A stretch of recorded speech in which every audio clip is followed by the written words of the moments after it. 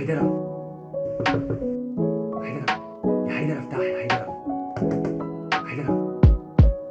ما رح افتح الشريك لن حيدرة مو هون. بدك تصدق بالغصب كل شي بيوحي بالصوت، كل شي بيوحي بالموت، كل شي بيومي مكبوت. هاكلني وبزقني فوق، هاكلني وبزقني فوق. طيب الدفتر عم يرجف، الدفتر بيكب بحروف، بيهجم صوبي بلحظة بتخبى بين الاسطور. بلم طاقة بتخوف، بتخطى نص مبتور، بتفضل نص مبتور، بتغطى نص مكشوف. فببرد بحرق الدفتر لدفة بجمر الورق، ببني سطور، برمي لطوب وفيول، عم غازي الكحول فبشوب. بطلع من جسمي بصفي بالظلم روح. لما سألت عن درب قلتي بالظلم روح. هي همزة فوق ووحدة انبنت فوق جثة وذنوب، كان عندها القدرة لتطلع بهذا المسخ المجلود. لما كانت عم ترضع من ثدي الجبن والخوف، ما كانت جريئة لتصحى انصلبت بنص الداود. اي ما كانت جريئة لتصحى فانصلبت بنص الداود.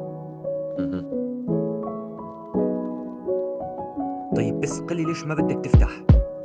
بخاف من الجموع وبخاف عالجموع، بخاف من طاقة ووقت يقتسموا الضرب المفتوح. PTSD بعد هالصدمة ويت بورق ملفوف، ونبيت بأرق مهزوز، ونبيت بكاسات مصبوب ما بسكر. بطلت فيق بالليل، بطلت عد نجوم، بطلت افتح عيوني تخيل تحت التخت وحوش، بطلت تعيش الجو اتفادى فيه الغيوم. صرت امشي لحالي ما انطر بابا ليقوم.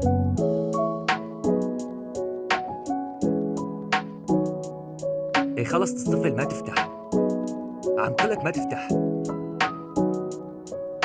فهون جاع الداود أكل سكر نبات سنين، عشنا المر لحتى سكر نبات. وقت فكرناه خاف صرخ ايه أنا جبان. بس أنا بتصالح مع ذاتي، بسمع صوت صح بالدان، بسمع صوت صف بالباب بقل وفوت بح بالصوت. كيف كنت تعد صح القداح كيف ما نمت طز بالباب. اي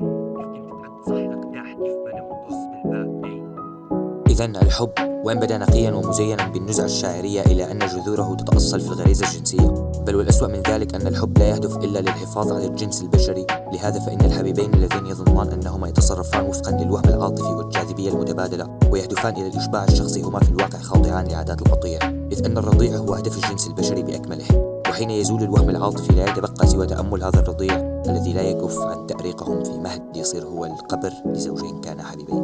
وشكرا.